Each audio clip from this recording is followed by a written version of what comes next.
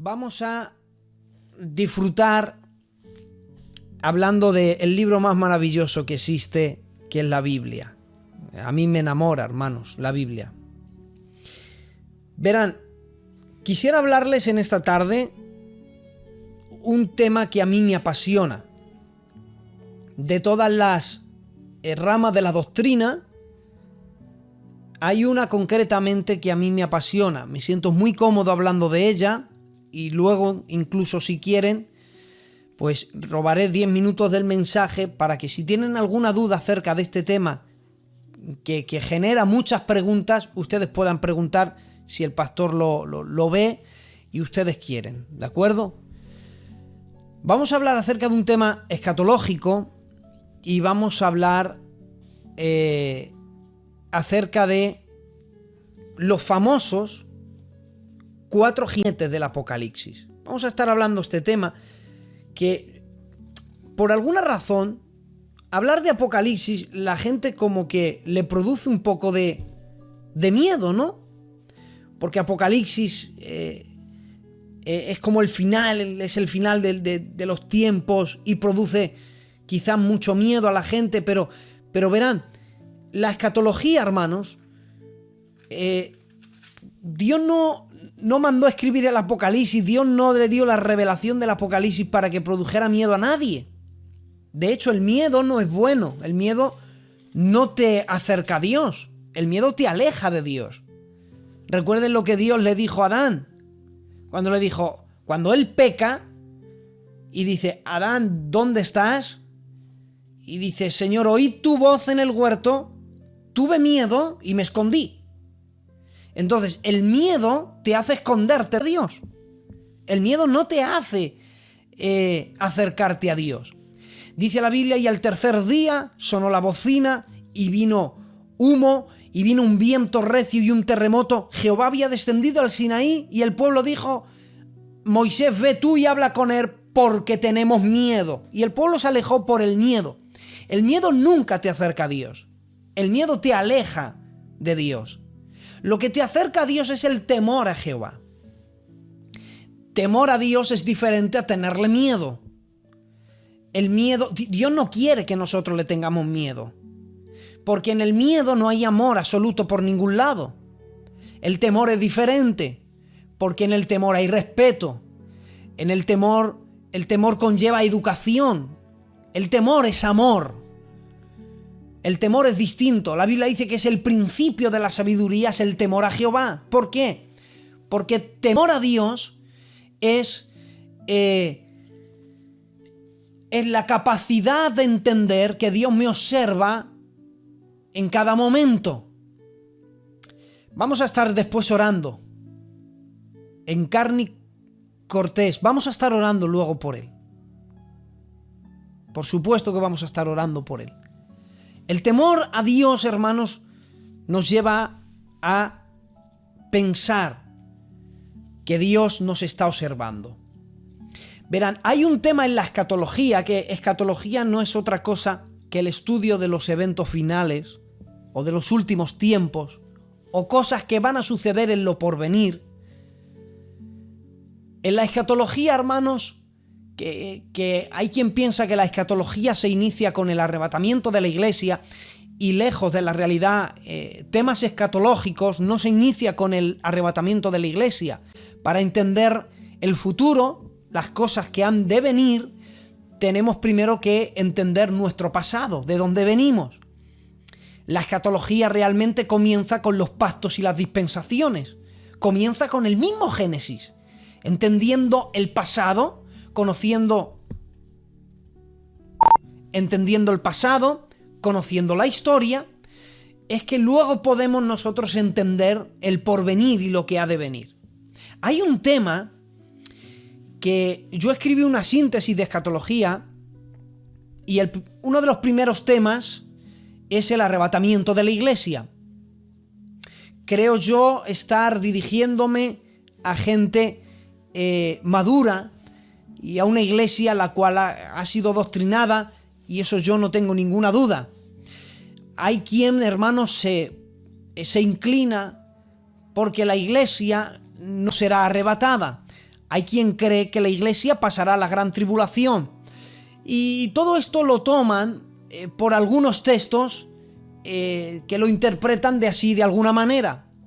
Yo escribí una síntesis de escatología que a causa de esta pandemia no lo hemos publicado, pero ya habrá tiempo para ello, donde demostramos por medio de las Sagradas Escrituras que la iglesia no pasa la gran tribulación. O sea, yo no creo eso porque Filadelfia crea eso. Porque digo yo que hay muchas maneras de morir.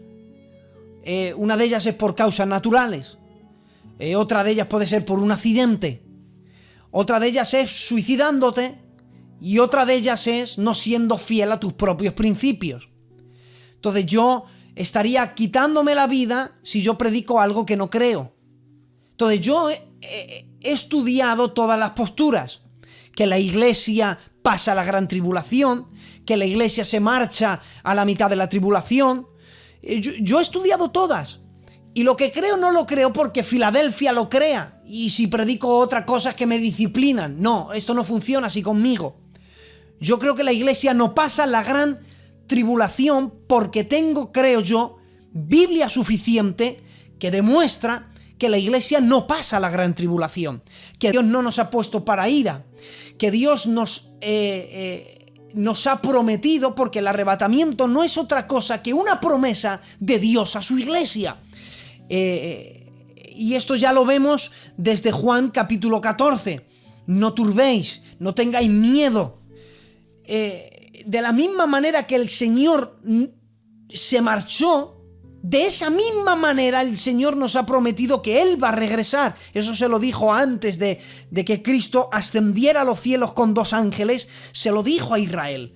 Entonces hay Biblia suficiente para demostrar que la iglesia no pasa la gran tribulación. Siendo así, hermanos, que tengo que matizar esto antes de entrar en el mensaje y les pido perdón por el tiempo.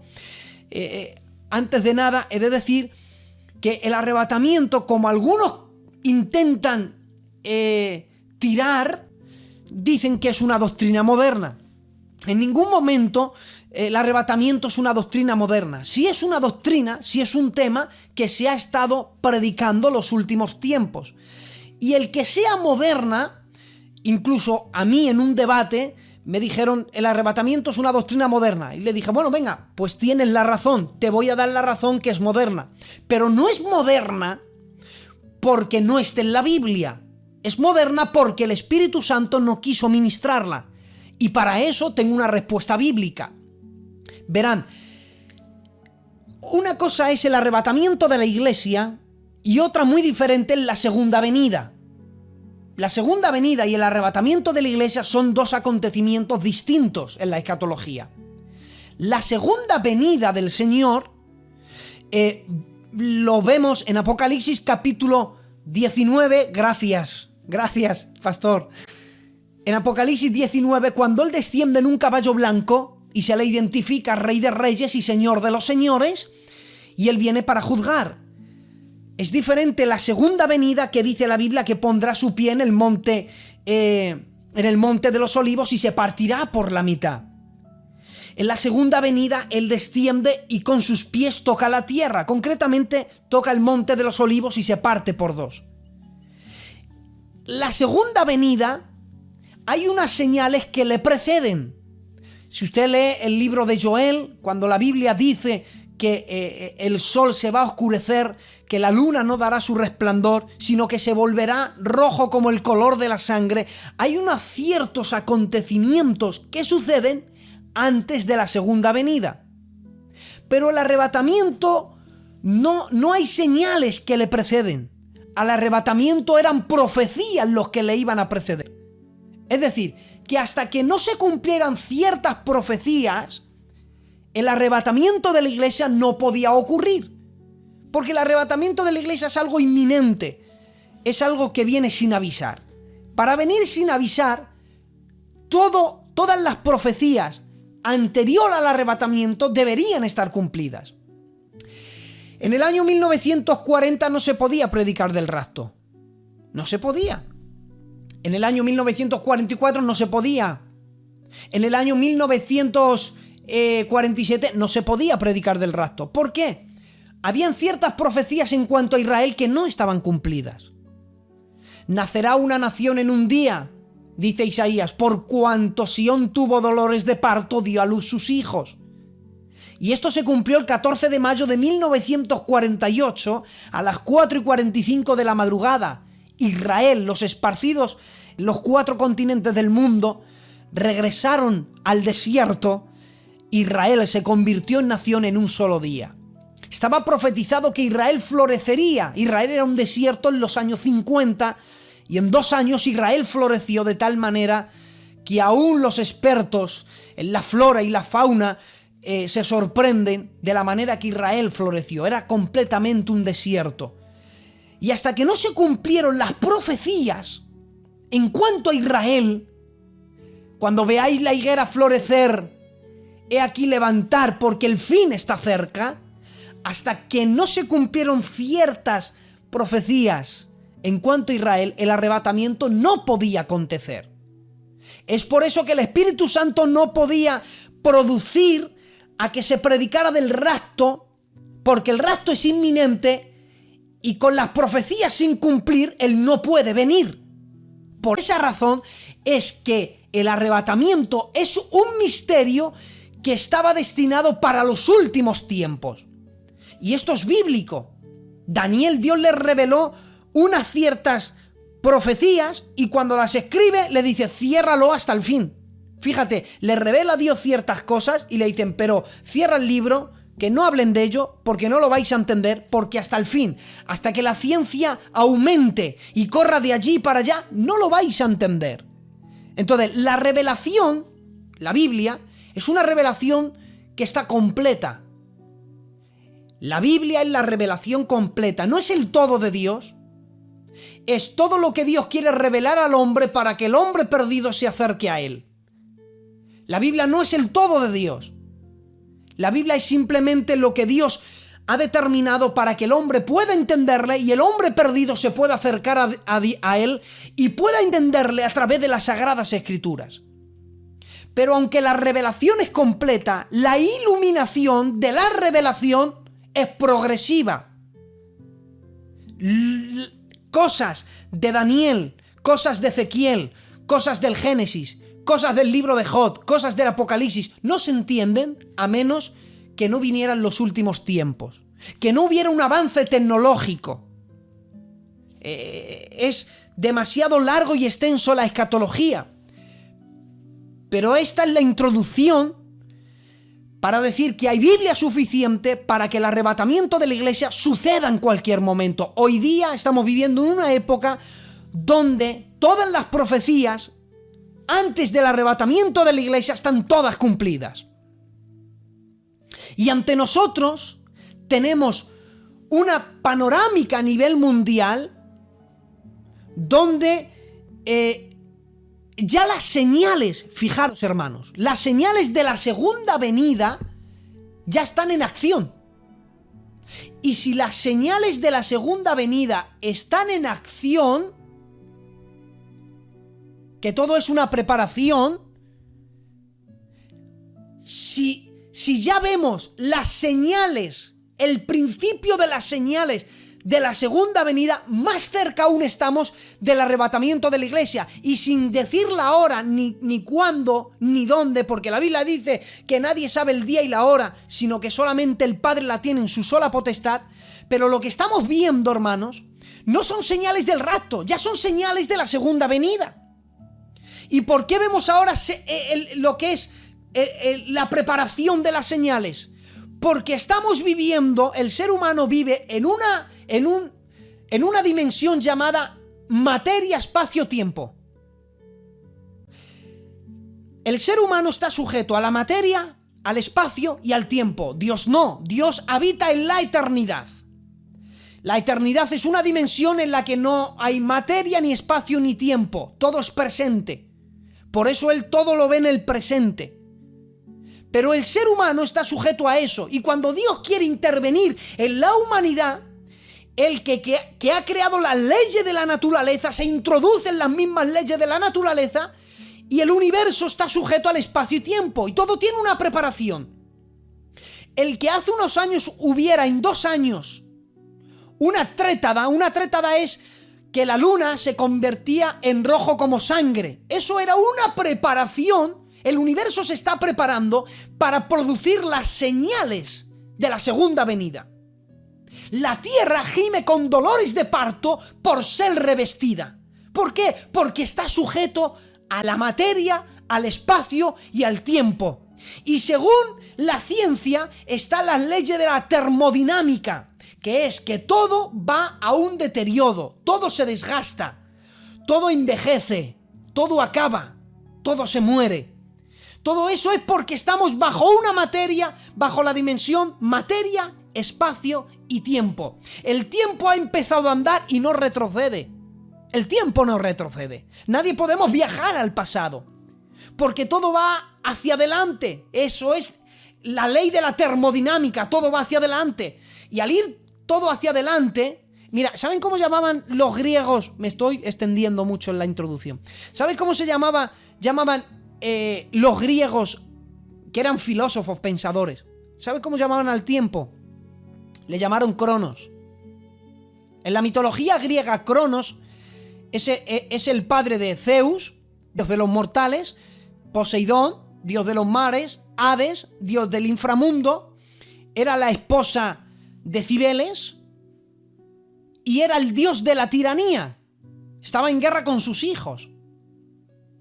Hades, o sea, Cronos, que era el dios de la tiranía, le llamaron al tiempo Cronos porque decían, ¿quién más tirano que el tiempo, que nos roba la belleza y se lleva a nuestros seres queridos? El tiempo, desde que en el Génesis Dios lo inició, no ha parado. Ha ido continuamente hacia adelante. Llegará un momento en el que habrá un acontecimiento a nivel mundial que va a trastornar el mundo entero. Un acontecimiento, hermanos, que creamos o no en el rapto, creamos o no en el arrebatamiento de la iglesia, no va a impedir que el Señor venga. Porque hay quien cree que por no creer en el arrebatamiento va a detener el arrebatamiento. Y creamos o no, el arrebatamiento va a suceder. Entonces hay quien se excusa, no, que el Señor no viene. Que no creas en ello no te va a evitar que eso suceda. Un día fui a predicar a una iglesia, hermanos, y yo iba con un manos libres en mi oreja. Yo no sabía, iba hablando por teléfono, pero yo no sabía que eso estaba prohibido. Y entonces me detuvo la policía, me paró en un control. Bueno, ¿dónde vas? Digo, voy aquí a Arganda, una iglesia evangélica, nos han invitado a dar una conferencia. Y me dijeron, ya enfadado, el guardia civil me dijo, mira, chaval, me dijo, por lo menos ten la educación de quitarte eso de la oreja. Y le dije, ¿el manos libres?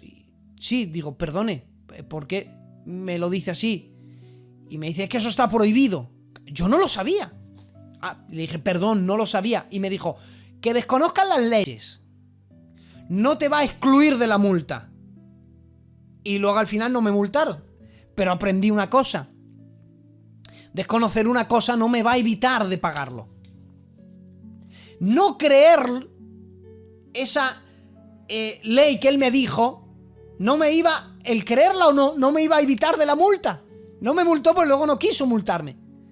El que no creas en el arrebatamiento, no le vas a frenar a Dios. La Biblia dice que Él no retarda su promesa. Él es paciente para con todos. Él no quiere que nadie se pierda, que todos procedan al arrepentimiento. Pero Él no retarda su promesa. Él va a venir. Y creas o no, Él viene. Y si crees que Él va a venir, ya te digo yo por adelantado que todas las profecías están cumplidas, que en cualquier momento el Señor nos llama desde los aires, la iglesia es arrebatada, en un abrir y cerrar de ojos, la iglesia es arrebatada. Y escúchame bien, creas o no, eso no va a evitar que tal acontecimiento, hermano, suceda. Por eso, ¿a qué estás esperando para dejar tus pecados ocultos? ¿A qué estás esperando para santificarte? ¿A qué estás esperando para arreglar tus cuentas con Dios? ¿A qué estás esperando para tomarte esta vida del evangelio en serio? Porque Él viene y el que ha de venir vendrá y no tardará. Maranata, Cristo viene. Por eso es el tiempo de vivir preparados, hermanos, bajo el temor de Dios, porque Él viene. Y cuando el arrebatamiento suceda, imaginaros, hermanos, el mundo entero va a ser un caos. Habrá un montón de personas conduciendo, habrá gente operando, quizás gente que esté pilotando aviones, gente controlando maquinarias, cuando millones de personas en la Tierra desaparezcan. Habrá un caos tan grande en el mundo, hermanos, que verán muchos simpatizantes les llamo yo a aquellos que van a la iglesia pero que no han nacido de nuevo, que simplemente les gusta el culto. Bueno, me gusta el culto, porque les gusta. Habrá muchos simpatizantes que se den cuenta que lo que predicábamos los cristianos era verdad, y que lo que él decía las Sagradas Escrituras era cierto. Pero habrá una gran mayoría en el mundo que en medio de este caos y esta confusión surja un líder diplomático, un líder político, con una destreza en sus palabras, que no sé cómo ni tampoco quiero saberlo porque no voy a estar aquí para averiguarlo, pero que va a convencer al mundo entero que está lleno de confusión por ese acontecimiento. Yo tengo mis teorías, pero no las voy a hablar porque creo que no es el momento de hablarlas. Pero él va a convencer al mundo entero de el por qué millones de personas han desaparecido en el mundo. Y de la misma manera que Adolf Hitler era un orador excelente, porque Adolf Hitler no dio un golpe de estado.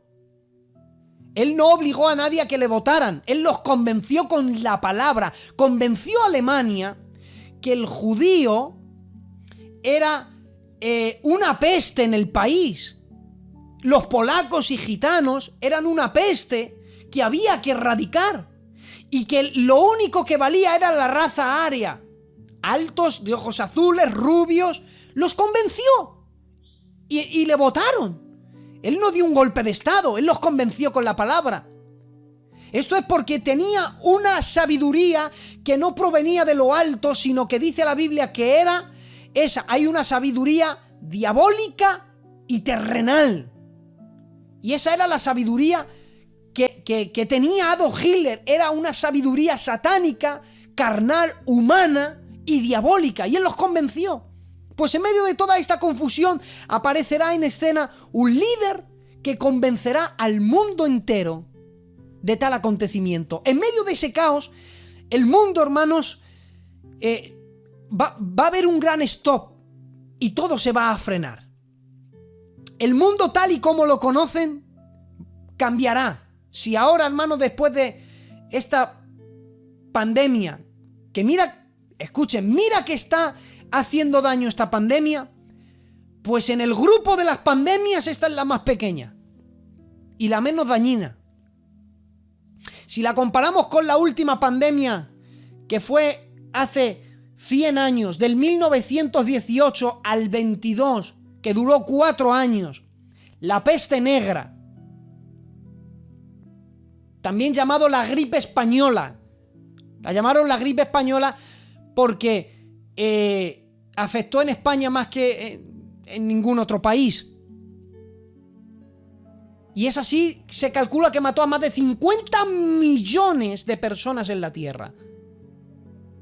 Esa sí fue una pandemia que atacó. Esta que tanto daño está haciendo, hermanos, y tanto problema está causando, dentro de las pandemias es la más pequeña. Si ahora el mundo ya ha cambiado, porque nos ha cambiado la vida. Ya, mira, la vida tal como la conocíamos dejó de existir. Llevamos ya 1 año celebrando cultos desde nuestras casas, ya nos han cerrado las iglesias. Ya no hay esa libertad que había antes. Nos han privado de muchas cosas. Y uno de los ataques que más daño nos puede hacer es la libertad gloriosa de los hijos de Dios. Si ahora la vida nos ha cambiado, cuando el arrebatamiento suceda, imagínate el mundo entero, la vida tal y como la conocían dejará de existir. En medio de todo ese caos, aparece un líder político presentando a las Naciones Unidas, que las Naciones Unidas, que hoy son 27 naciones, va a haber una reducción. Las Naciones Unidas se van a partir, se va a dividir completamente. Y va a salir una nueva coalición unida. Las Naciones Unidas tal como hoy desaparecerá. Y va a dar a luz una nueva nación unida que se va a componer en únicamente 10 naciones, que comparadas van a ser 5 muy fuertes y 5 menos fuertes. Esas 10 naciones van a tener un control de toda Europa, que van a controlar la economía, el poder militar y el poder religioso. Van a estar dentro de esa Unión Europea o la unión de esas 10 naciones. Y de medio de esas 10 naciones surgirá un líder político que va a presentar a esa coalición de Naciones Unidas, les va a presentar un plan de gobierno. Les va a decir, en medio de toda la confusión, prometo que por los próximos 7 años les prometo todo esto. Y en la carta de presentación de su gobierno incluye muchas cosas. La primera de ellas promete restaurar la economía en toda Europa. Y escuchen, ¿quieren controlar a alguien? Controlen la economía. Mantén a las personas con dinero, darles dinero a la gente y podrás controlar a la gente. Sabe el anticristo que, solucionando la crisis económica, ganará el 50% de la voluntad humana. La gente ahora vive en crisis. Pues imagínate si un líder restaura la economía. No sé cómo va a restaurar la economía, también tengo mis propios discipulados. Creo yo que el dinero tal y como lo conocemos en billetes desaparecerá, porque no hay papel suficiente para hacer tanto dinero que resuelva la crisis económica. Por eso no es casualidad que desde el año 1990 se empezó a crear ya, se hablaba de las monedas electrónicas, y hoy día, en este presente que estamos viviendo, las monedas electrónicas como el Bitcoin, Ethereum, y bueno, hay más de 120 clases de monedas electrónicas. ¿Y qué mejor manera para solucionar una crisis económica que con la tecnología, donde no se necesita papel? No sé cómo lo va a hacer, pero él va a presentar una solución económica. El anticristo solucionará la economía de una manera que él va a tener, aparte de solucionarla, va a tener un control sobre toda la economía sin que la gente que ha aceptado ese plan lo sepa. Tiene un as en la manga que no se lo va a desvelar a nadie hasta la mitad de su gobierno. Y él presenta una solución a la crisis económica. Pero resulta que no puede solucionar la crisis económica sin que resuelva el conflicto que hay en Oriente Medio. Israel y los musulmanes, que están en guerra desde el nacimiento, tiene que pararse para que se solucione la crisis económica. Y él entonces llega a Israel, a la nación de Israel, le llega con un plan. Él les dice, dentro de mi gobierno tengo un plan exclusivo para todos ustedes. Y es el siguiente: si ustedes firman un pacto conmigo, van a tener seguridad de que nadie les va a invadir. Porque el que invada vuestra tierra se va a tener que enfrentar con todas las Naciones Unidas. Nadie va a poder invadir vuestra tierra. Inviolabilidad de fronteras. Nadie va a invadiros. Israel empieza a disfrutar. Otra de las cosas que yo os prometo, Israel, es la libertad religiosa.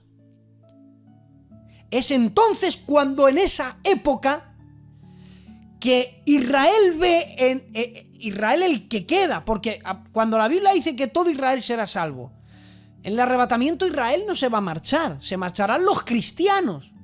Habrá judíos cristianos, gentiles cristianos, que judíos y gentiles somos los mismos bajo la plataforma de la fe. Ya no hay judíos ni gentiles, somos uno en Cristo. Pero los que se queden, que no hayan sido arrebatados, Israel se enfoca, el Israel que no ha sido arrebatado, el demonio se enfoca, el anticristo se enfoca en intentar controlarle. ¿Por qué? Porque desde el principio Satanás quiso ser semejante a Dios y quiso tener lo que él tiene. Verán, le voy a decir algo. Satanás no quiere ser Dios. ¿Sabes por qué Satanás no quiere ser Dios? Porque aún el mismo Satanás sabe que nadie puede ser Dios. Que Dios es único y exclusivo. Que a lo máximo que puede inspirar un ser humano es esto. Él dijo en Isaías: subiré, me sentaré y seré ¿qué? ¿Seré Dios? No. Dijo: seré semejante al Altísimo. ¿Sabe el diablo que a lo máximo que puede aspirar una criatura es ser semejante al Altísimo? Como él, ninguno. A lo máximo ser semejante. Es por esa razón que el diablo te odia.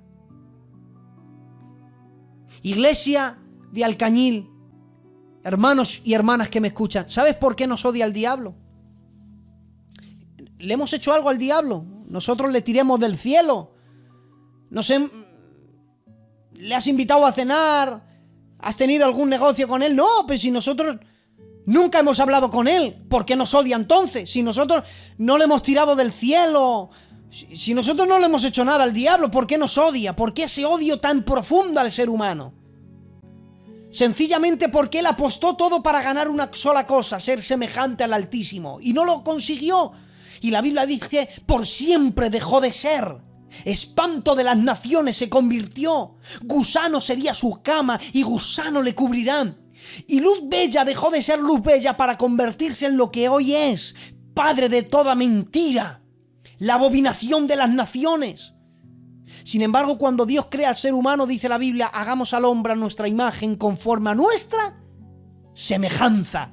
Es entonces cuando el diablo escuchó que Dios había creado a una criatura que lo había regalado de gratis, le había regalado su semejanza. No se lo podía creer el diablo. Él había apostado todo por ser semejante al Altísimo y no lo había logrado. Pero una criatura que Dios había creado se lo había regalado de gratis, por gracia.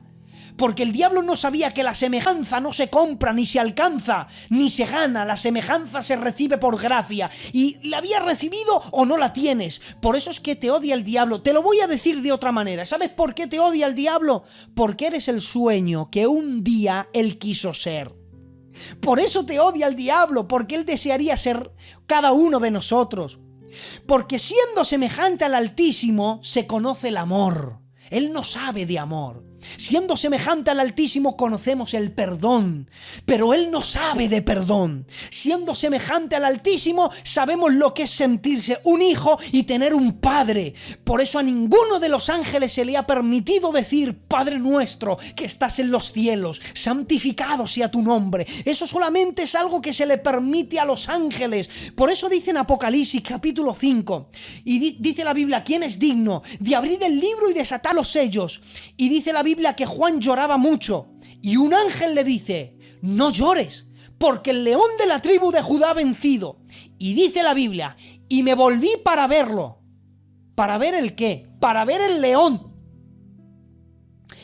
que había vencido. Un ángel le dice: no llores, Juan, porque el león de la tribu de Judá ha vencido. Y dice la Biblia: y me volví para verlo. Lo que esperaba ver Juan era el león de la tribu de Judá. Pero se sorprende cuando dice la Biblia: y vi un cordero como inmolado. Pero no ha dicho el ángel que es un león. ¿Por qué Juan no ve un león y ve un cordero? Porque los ángeles no se les permite, son seres espirituales, hijos por creación, y no se les permite lo que ven de Dios.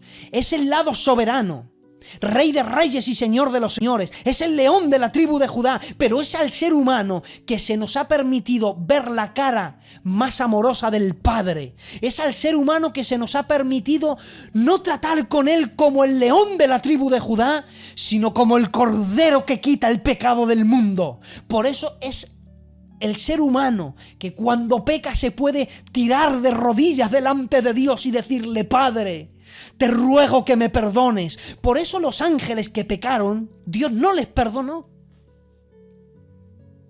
¿Sabes por qué Dios no perdonó a los ángeles que pecaron? Por un solo pecado Dios no los perdonó. Porque los ángeles no conocen la gracia de Dios. Porque para conocer la gracia se requiere fe. La Biblia dice: por gracia sois salvos, por medio de la fe. Y esto no es vuestro, es don de Dios. Es decir, que para entrar en la habitación de la gracia necesitamos una llave que se llama fe. Si no tienes esa llave que se llama fe, no puedes acceder a la habitación que se llama gracia. Y en la gracia está el perdón y la salvación. Para tener la llave que se llama fe, tenemos que creer en un Dios. La Biblia dice que la fe es la certeza de lo que se espera y la convicción de lo que no se ve. Para ganar la llave de la fe, necesitamos servir a un Dios que no vemos con nuestros ojos y que creemos todo lo que Él nos dice aunque no lo tenemos. Por eso los ángeles no tienen fe. Porque sirven a un Dios que ven con sus ojos. Y ellos no esperan nada, todo lo tienen. Al no tener fe, no tienen esa llave que abre la habitación llamada gracia y por lo tanto no saben del perdón de Dios. Por eso ellos, la Biblia dice que nos celan. Por eso la Biblia nos enseña que cuando la iglesia hace cultos, ángeles se presentan. Eso nos enseña Corintios, fue una revelación. Cuando les dijo a las mujeres que se pusieran el velo a causa de los ángeles. Luego, si quieren, al final del mensaje les explico eso.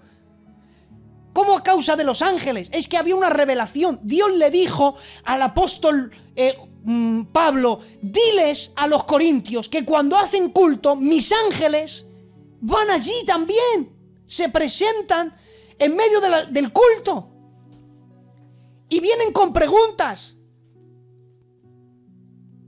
Entonces, ¿sabes por qué los ángeles nos celan? La Biblia dice que nosotros somos un poco menor que ellos, pero somos menor que ellos porque ellos tienen cuerpos espirituales y nosotros tenemos cuerpos terrenales. Nosotros tenemos que comer, nosotros morimos, enfermamos, ellos no. Por eso ellos son mayores que nosotros. En fuerza son mayores que nosotros. En rapidez son mayores que nosotros. En lo demás, nosotros somos mayores que ellos. Por eso nos celan. Por eso ellos incluso aprenden de nosotros. Hay cosas que experimentamos nosotros que ellos no experimentarán.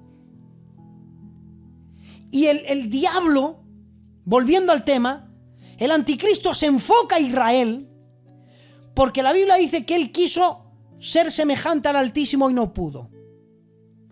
Entonces dijo: voy a intentar quitarle el trono, y no pudo quitarle el trono. La Biblia dice que el cielo es su trono y la tierra es el estrado de sus pies. Entonces empezó por quitarle el trono y no pudo. Entonces dijo: voy a quitarle el estrado de sus pies, la tierra. Y cuando el hombre pecó, el hombre le entregó a Satanás el estrado de los pies del Señor, que era la tierra. Pero cuando Cristo muere en la cruz del Calvario, todo lo que el primer Adán perdió, el postrer Adán lo recupera. Entonces quiso el trono y no pudo. Quiso conquistarle el estrado de sus pies y tampoco pudo. Y dice la Biblia: el cielo es el trono, la tierra el estrado de sus pies, y Jerusalén es la santa ciudad. Como él ha querido el trono y no lo ha conseguido, ha ido por el estrado de los pies y tampoco lo ha logrado, ahora quiere su santa ciudad. Y le promete libertad religiosa. Y entonces es cuando Isaías capítulo 28, verso 15, la Biblia dice que Israel lo firma Y dice asimismo Israel, hemos hecho un pacto con la muerte y hemos creado un convenio con el Seol. Cuando llegue toda la turbación a nosotros no nos va a llegar. Lo que Israel no sabía es que estaba firmando un pacto con la muerte. Porque llegó un día cuando la Biblia dice que el cordero inmolado rompió los sellos. Y dice la Biblia que salió el primer caballo blanco. Y el que salió, salió venciendo y para vencer. Y que tenía un arco. Hay gente que cree que este primer jinete con un caballo blanco es Cristo. Y lejos de la realidad no es Cristo. Porque la Biblia dice que quien rompe los sellos es Cristo, el Cordero. Él no puede romper los sellos y salir de él. Para hacer el tema... Voy a ver cuánto tiempo llevo. Voy a cortar ya. Antes de que salga una película en los cines, hay algo que se llama un tráiler. Un tráiler es 2 minutos, un resumen de lo que va a ver la película, y si el tráiler es bonito, más o menos te enteras de lo que va a la película. Los sellos del Apocalipsis es el tráiler de los 7 años de gobierno del anticristo. Si quiere entender Apocalipsis, divídalo de esta manera. Los sellos, los 7 sellos, que empiezan a partir del capítulo 6 de Apocalipsis en adelante, los sellos desvelan la ira de Dios. Luego le siguen 7 trompetas. Las trompetas que dan sonido anuncian la ira de Dios. Y las copas de la ira, que son 7, derraman la ira de Dios sobre la tierra. Los sellos van a desvelar la ira de Dios. Los sellos no son otra cosa que el tráiler de lo que va a acontecer. El caballo blanco, únicamente el caballo blanco, mira, el que va saliendo, venciendo y para vencer, dice la Biblia que hace eso porque se le da una corona. Una corona es señal de gobierno. Ese personaje, ese caballo, ese jinete, vamos a hablar del jinete. El jinete no representa a Cristo. El jinete representa al anticristo. Cuando dice que se le da una corona, es que cuando la iglesia sea arrebatada, el anticristo pasará a la escena mundial con un gobierno. Él será el gobernante de unas coaliciones de Naciones Unidas. Daniel capítulo 2, Daniel capítulo 7, Apocalipsis capítulo 13, nos habla que será el gobernante de 10 Naciones Unidas. En su gobierno, hay 3 naciones que le van a impedir gobernar como él quiere, y en una sola hora las va a sacar de las Naciones Unidas. 3 naciones de las 10 que hay, 3 de ellas las va a sacar de su gobierno. Claro, como las 10 naciones, los 10 gobernantes van a decir, perfecto, estamos contigo, firmamos lo que quieras, gobiérnanos. Él va a tener el poder absoluto de las 10 naciones, pues va a coger a 3 de ellas y las va a sacar. Esas 3 son las que controlan el poder político, el poder religioso y el poder económico. Entonces, él, que la Biblia lo llama el octavo, por eso lo llama el octavo la Biblia, porque va a ser el que gobierne a las 7 naciones que queden, va a controlar él solo la religión, va a controlar la economía y va a controlar el poder militar. La religión la va a controlar porque Satanás va a levantar en el mundo, esto lo habla Apocalipsis 13, le va a dar un compañero que la Biblia lo llama el falso profeta. El falso profeta tendrá el poder de Satanás para hacer ciertos milagros engañosos. Y todos esos milagros engañosos que haga, que es magia, lo que va a hacer es que van a apuntar a que todos miren al anticristo como un dios. No solamente va a tener esa ayuda. Claro, la economía él la restaura por una inteligencia que tiene, será tan inteligente que dice la Biblia, hay una frase en el libro de Ezequiel que dice la Biblia, tú te crees más sabio que Daniel. No lo eres, pero te crees más sabio que Daniel. Y dice el libro de Daniel, hablando de él, que no habrá enigma que él no pueda descifrar. Y dice la Biblia que con la sagacidad de sus palabras embaucará al mundo entero, los va a convencer. Será un orador excelente. Por eso hemos puesto el ejemplo de Hitler. Con la palabra convencerá al mundo. Y él se le va a permitir gobernar. Él gobierna porque se le permite gobernar. La iglesia es arrebatada, la iglesia ya no está en la tierra, y lo que va a acontecer en el mundo es un juicio que Dios lo había dicho de antemano que iba a suceder, y se le permite, aún, escúchanme bien, el anticristo hace todo porque Dios se lo permite.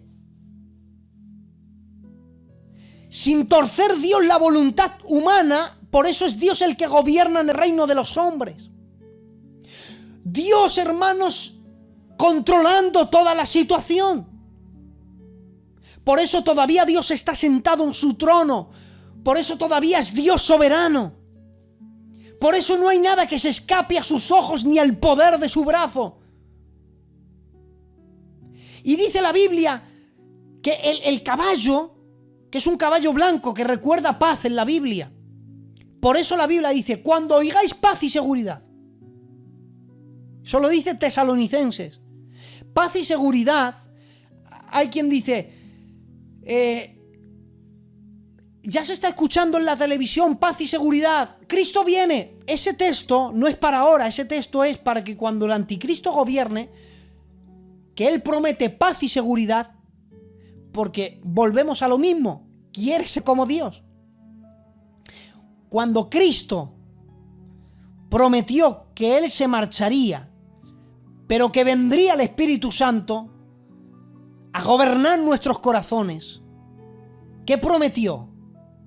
Mi paz os dejo, mi paz os doy. Y dice, no como la que el mundo da. Porque Dios tiene, mira, Dios tiene ángeles, arcángel, serafines, querubines.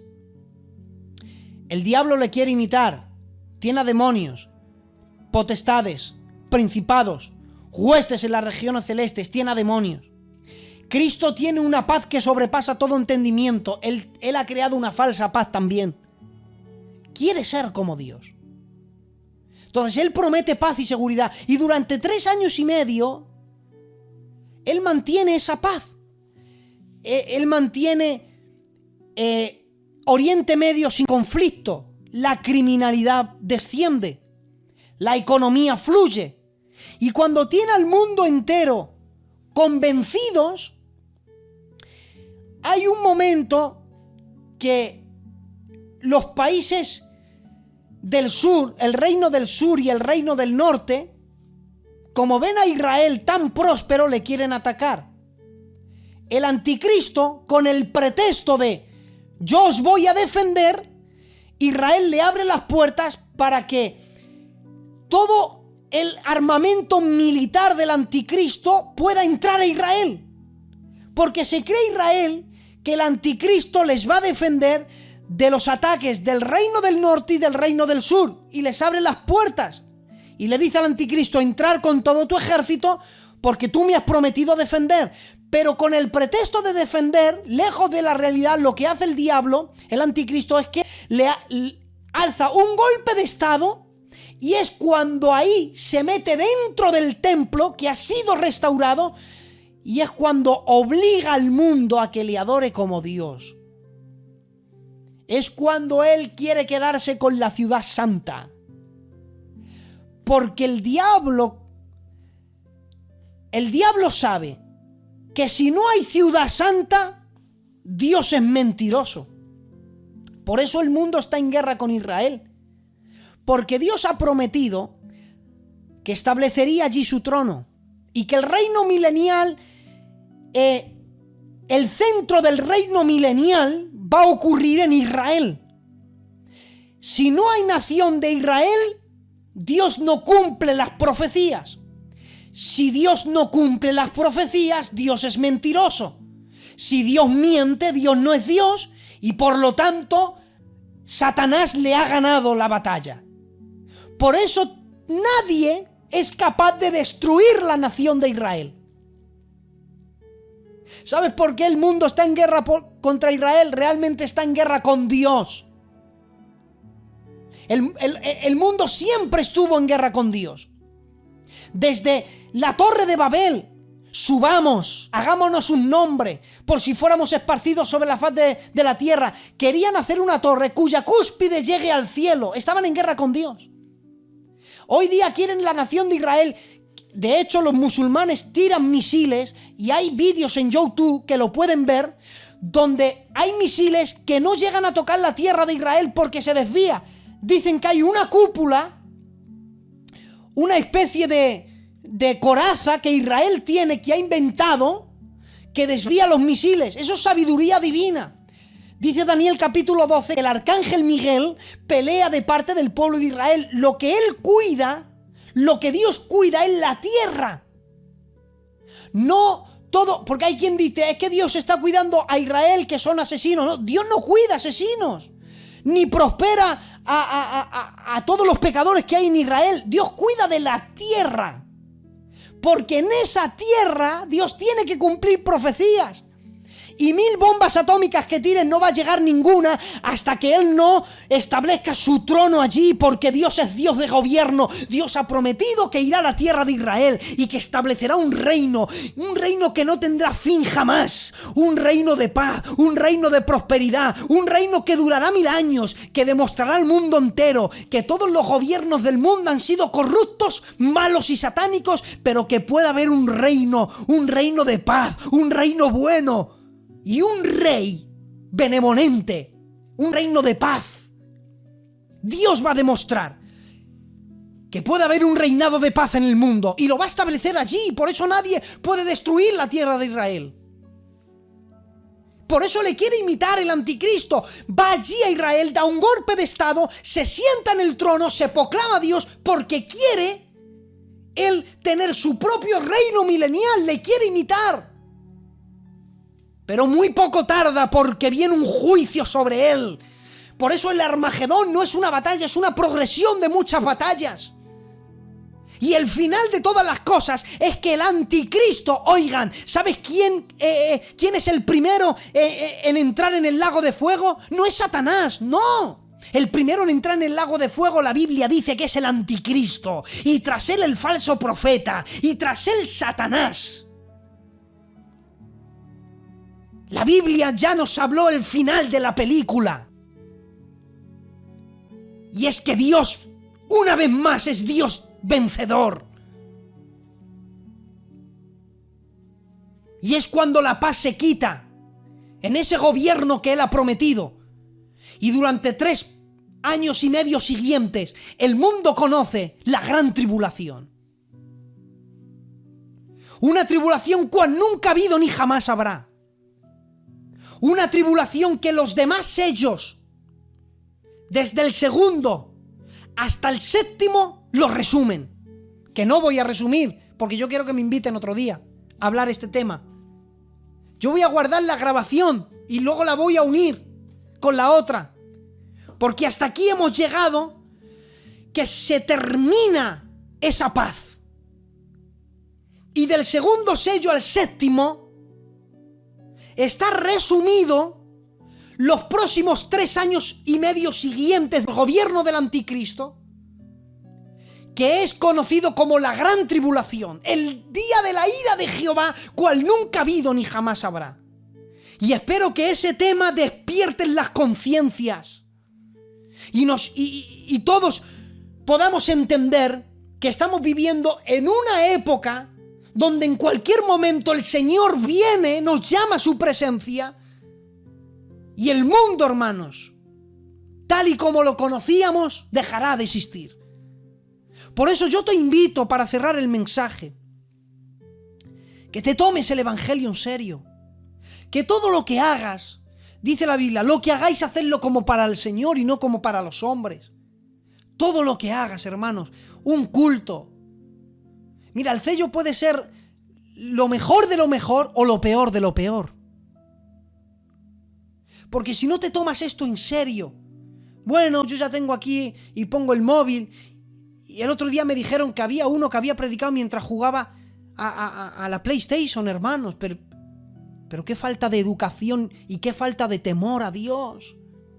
Por lo menos cuando nos convoquen en un culto, intenta o bien ponlo en la televisión, o reúne a tu familia, o si lo escuchas a solas. Yo, por ejemplo, estoy aquí en mi cuarto. Yo sí lo hago, lo voy a hacer con excelencia, intento hacerlo lo mejor posible, intento explicarlo lo mejor posible. Yo cada vez que predico intento apartar ese día para el Señor. Yo nunca predicaré nervioso. Si el hermano Daniel me invita para otro día y resulta que ese día he tenido un problema y estoy nervioso, cancelo la visita, no predico. Pues yo no voy a predicar por predicar.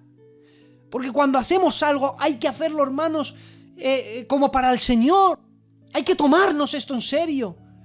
Saber, hermanos, que esto no se trata de hablar a un micro o a un móvil o a una tablet o a un ordenador, que nos estamos jugando, hermanos, que esto es la salvación, que esto es una vida de agradecimiento a Dios. Que yo he visto, hermanos, bendiciones a través de los sellos, que lo he visto. Que Dios va más allá, que yo creo en cuando Dios le dijo al centurión, a ese siervo del rey, le dijo en Capernaum. Bueno, él estaba en Caná de Galilea y vino y le dijo, ¿puedes venir que mi hijo está enfermo? Su hijo estaba en Capernaum a 25 kilómetros y le dijo, vete, que tu hijo ha sido sano. Se da la vuelta y se fue, dice, porque creyó en la palabra del Señor. Una sola palabra. No fue ni oró por el niño, ni le puso las manos, ni le visitó. Simplemente recibió una palabra y se marchó, y cuando llegó a su casa, su hijo había sido sano y se convirtió toda su familia. ¿Quién me puede decir a mí que por medio de una palabra oída por el sello, Dios no puede sanarte, Dios no puede levantarte, tu casa puede ser restaurada y muchos perdidos puedan venir al arrepentimiento? Yo lo creo, porque creo en el poder de la palabra, lo creo. Y lo que tenemos que usar en este tiempo es lo que tenemos en las manos. Le dijo Dios a Moisés, ¿qué tienes en tu mano? Y dijo, una vara. Y dijo, pues arrójala al suelo. Y con esa vara Dios hizo maravillas. Hoy día te está preguntando a ti, iglesia, ¿qué tienes en tu mano para yo usar? Y nosotros decimos internet, y Dios dice, pues yo tomo eso para traer bendición, para hablar a vidas, para que Eugenio desde Alcalá de Henares, que nunca le habéis conocido, que no le habéis visto la cara, pero yo voy a hacer que él os predique, voy a hacer que él os hable. Y estos son los milagros que Dios hace. Yo espero haber sido claro hoy y que ustedes hayan podido entenderme. Y yo les prometo, después hablo con el pastor y prometo dar una fecha ya para seguir este tema. Y yo guardaré la grabación para que en un futuro, si ustedes quieren volver a escuchar esta predicación y la otra, porque yo todo lo grabo desde el ordenador, con un micro, lo intentamos hacer bien, pues podamos compartirlo. Así que adelante, iglesia de Alcañiz, Maranata. Cristo viene, cobran ánimo, que el que ha de venir vendrá y no tardará. Adelante, iglesia, pastor, adelante con la administración del culto.